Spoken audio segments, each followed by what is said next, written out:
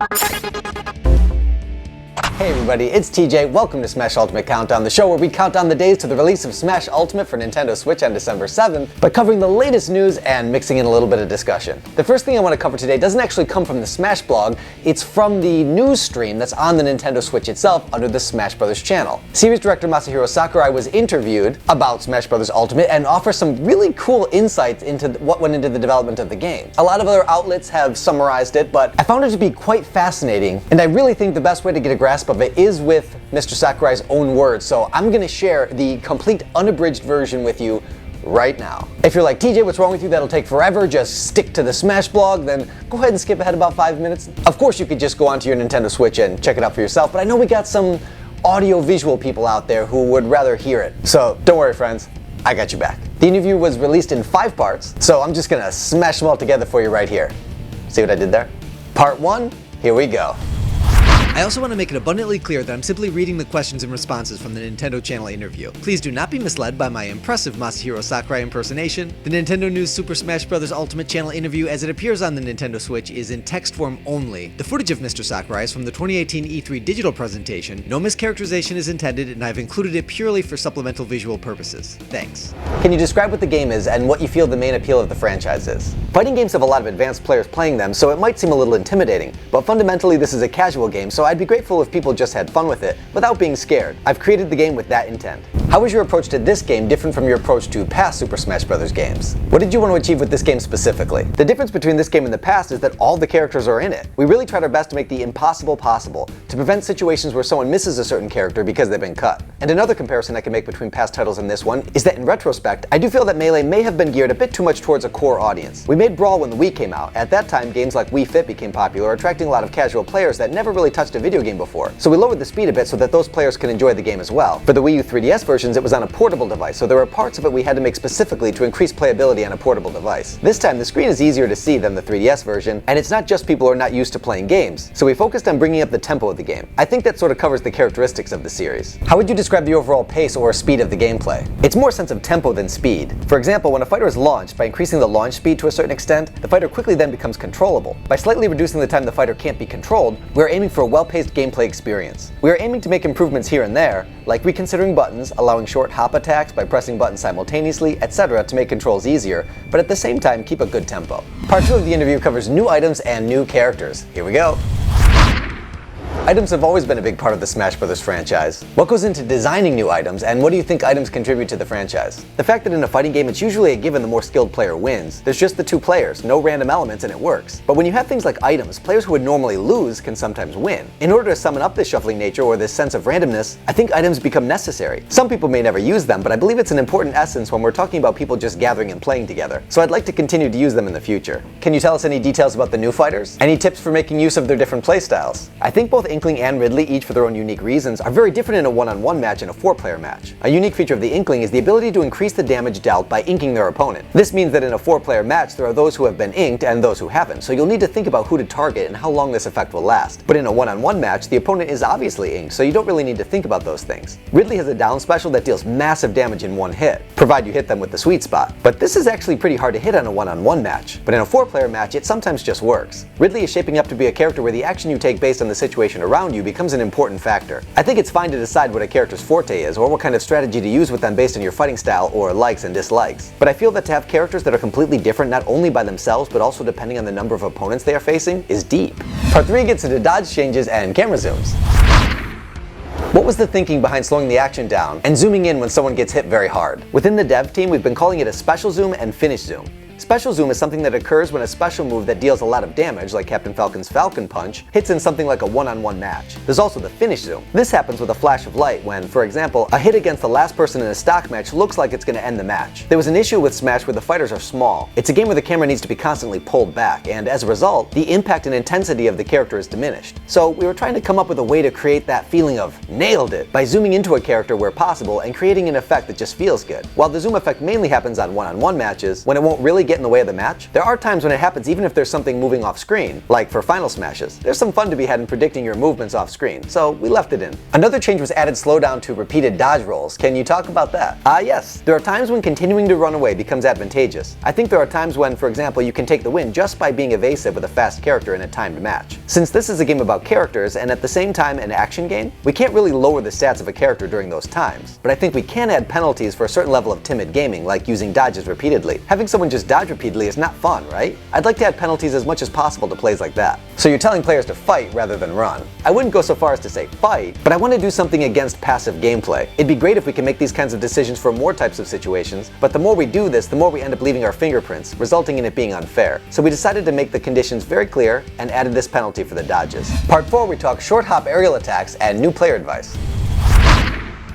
In this game, there's a new control option, the jump plus attack buttons, that does an automatic short hop aerial attack. What's the thinking behind this addition? How do you think players will use it? I feel that when it comes to techniques in games, the harder it is to pull off, the more it leans towards a core audience. For example, in the past we had a feature where pressing the R button can cancel out your landing lag, but we've since removed this. The execution is simple, but how you implement it has depth. The short hop attack, which is usually hard to pull off, is an example. By simplifying the process of quickly tapping the jump button while executing an attack while in the air, anybody can use this technique to an extent. This addition is one of a series of additions that drives at our core thinking with this game. The best competition happens after everybody can properly control the character. Do you have any advice for new players? It has always been the case, but we are aiming to create a game where even if beginners only use weak attacks or special attacks, it's still a game. If you're a beginner, things like what the new features are doesn't really matter to begin with. But even if they don't know these things, as long as they can have fun with what they can do within their community, I think it works. We could go the opposite end of the spectrum and increase the difficulty in command inputs to create something leaning heavily toward core players, where you can really compete with your skills. But not having this as a goal is what makes Smash Smash. So I'd like to keep the controls as simple as possible. It's of course not as casual as Mario Kart, but I want to keep it easy on the player's hands. And finally, for part 5, we discuss damage differences and Mr. Sakurai's favorite taunt in the game. Why is there a difference in damage dealt to fighters when playing in a one-on-one game as opposed to a 4-player free-for-all game? How does it affect the overall gameplay balance? As I was adjusting the balance of the game, one thing I was struggling with was the fact that the damage opportunity between a one-on-one match and a 4-player match is completely different. It makes sense considering there are 3 times as many enemies, so you take on more damage. When adjusting the balance for a 4-player match, there was always the tendency to make the one-on-one matches last longer. When advanced pro players play one-on-one, the back and forth frequently leads to longer matches, so in order to wrap up the time reasonably, we added the one-on-one damage. I think by adding this, the back and forth in one-on-one matches goes a little quicker, improving the tempo of the game. The Smash characters are known for having unique taunt animations. How are these decided upon? Do you have a favorite one? Well, it's sort of whatever I feel like. It's just that without these appeals, it's nothing but fighting. Since this is a game about characters, I feel it a bit limiting to only be thinking about attacking. Things like adding unique movements and idle animations or adding taunts is a subtle way to showcase the characters' personalities. So I do put a lot of thought into it. As for a favorite taunt, I like them all, so I really can't say, but I do like Ridley's down taunt. When you use it, Ridley, for some reason, stands straight up, so you can actually see how tall he really is. He's pretty big. He's about 4 meters tall. Well, he is a commander of the Space Pirates, and I have no idea why. He doesn't look like the intellectual type. Is there anything else you would like to say to new players? Anything you'd like to say to returning players? I think the best way to start, if possible, is to get together with some friends rather than diving headfirst into online matches. I think everybody has a community and a playstyle that best suits them. When you boil it down, this game can provide a place for players to showcase some really advanced gameplay as a fighting game, but there's also plenty of ways to enjoy it as a casual game. I hope everybody can enjoy playing this game the way they want. And that concludes the special interview. I hope you found it as illuminating as I did. Now onto the Smash blog. The first entry for this go-round is a character highlight for Marth, the Fire Emblem fighter that introduced the Fire Emblem series to the West back in Melee. You may have heard that originally there was the idea of cutting Marth, as well as Roy, for the Western release of Smash Bros. Melee, but Sakurai ultimately decided to keep them in, which turned out to be a really monumental decision because now not only are the Fire Emblem fighters a mainstay in the Smash Bros. Series, but they also represent one of the largest number of representatives of any series, and their games have gone on to become extremely popular. They even have a mobile app, for goodness sakes. Marth is a character that I really appreciate. I joke all the time about how every other Fire Emblem character in Smash Bros. Is just an alternate version of Marth, and I don't think my criticism is entirely unfair. But one thing that I really have to give Mr. Sakurai and the developers of Smash Bros. A lot of credit for is they find a way to make all these different sword fighting characters highly nuanced. Marth's speciality is the tip of his sword. So how you use these characters and how you play these characters and how you really get good with these characters is in large part directly of their unique balancing. So really, when it comes down to it, there's only so many ways that you can swing a sword, and they find a way to really maximize the uniqueness of each individual character. Marth and Roy, actually, from Melee, is my first introduction to the Fire Emblem series. I thought it was really appealing how in that game they spoke in Japanese. Even up until the most recent version of Smash Bros., Marth has still continued to have all of his dialogue in Japanese. Ultimate will be the first version where Marth features English voice acting. I understand the change now that Marth is as popular of a character here in North America as he is in Japan, but I do think that part of me is going to miss his Japanese voice acting. I'm curious to know when you first became aware of Fire Emblem. Let me know in the comments section below. What was your first Fire Emblem experience? The next character spotlight is for Kirby, another Masahiro Sakurai character. Kirby goes all the way back to the original NES. I actually remember feeling like Kirby was one of the first games that I ever played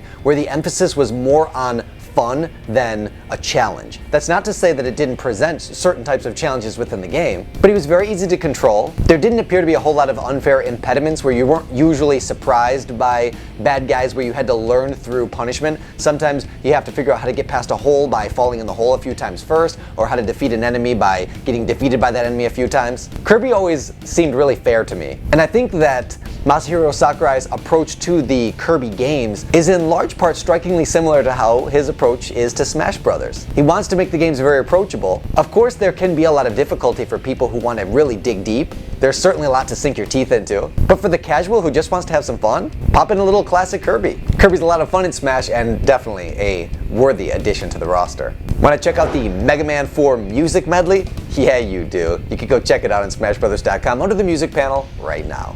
The item featured on the Smash blog this week is a Pokeball that includes Alolan Raichu. He rides his tail and rushes the enemies. That's one of the unique attributes of Alolan Raichu, is he can surf on that tail of his. And because he zips around the stage pretty quick, he can be tough to defeat. So it does look like we're going to get quite a bit of Alolan representation in our Pokeballs for this go-around. To complement our Mega Man music medley, we get a character highlight for the man himself, the Mega Man. Mega Man. Nailed it. In Smash for Wii U, Mega Man was an amazing addition to that game. He really speaks to my retro roots. I played Mega Man on the original NES, although I did find it to be too difficult because of my age at the time, although I did do a complete playthrough of Mega Man X on the Super Nintendo, which really ingratiated the character to me. Mega Man is a Capcom character, but because my introduction to him was on a Nintendo console, I have a very strong association with him and Nintendo. Right in the same vein as the original Super Mario Bros., Donkey Kong, Punch-Out!, the Castlevania series. I'm still pulling for you, Simon Belmont. Mega Man boasts the most projectiles in Smash Bros. Ultimate, and his final Smash has been adjusted to include Proto Man and Bass. So it sounds like the Blue Bomber got a few pretty good upgrades. And the final character highlighted this week is Pit. Pit is a classic Nintendo character born in the same year as Link, but he has long lived in the Hylian hero's shadow. Pit really got a chance to shine in Smash Bros. Brawl, as well as Kid Icarus Uprising, which is a game that I have not played, but I will tell you what I did do. I listened to the entire game in audio form while I was trying to cherry pick Viridi sound bites for Smash Supremacy, and I found the story so amazingly well written and so compelling. Another Masahiro Sakurai game. Unlike Smash Bros. Though, I have heard, and now this is pure hearsay, the controls for Kid Icarus Uprising can be a little bit daunting. You got a little bit of a barrier of entry, just trying to get used to what the buttons do. But almost everybody I know who spent some time with that game is in love with it. Maybe we're due for another Kid Icarus game. I'm glad my man Pit is back. I think he's a lot of fun to play as. Don't tell him, but I'm actually really happy that Dark Pit is back. I thought that character was on the chopping block, but he made it in. Echo Fighters forever! And the last thing I want to hit before we go doesn't actually come from the Smash blog, but I know we got some amiibo fans out there. We got our first look at the amiibo box art for Super Smash Bros. Ultimate, featuring Ridley and Inkling Girl, and we also got our first look at the Wolf amiibo. He looks amazing. There's no getting around it. A must-have for any amiibo collector. And we already did get confirmation that all the other veteran fighters and any character that do not currently have a Smash Bros. Amiibo will be getting one. We haven't seen him yet, but stay tuned in Nintendo Wire and the Smash Ultimate Countdown. We'll make sure you stay up to date on all the latest Smash Bros. And Amiibo news. And that covers just about all the Smash Bros. Information for the second week of July. If this is helping you get your Smash Bros. Fix and making the wait for December go a little bit easier for you, maybe drop a like. I want to thank everybody who joins the conversation in the comment section below. I really do enjoy reading them. I read every single comment. You guys are the reason I'm doing this. That's enough of me for one day. We'll see you next time. Thanks for playing.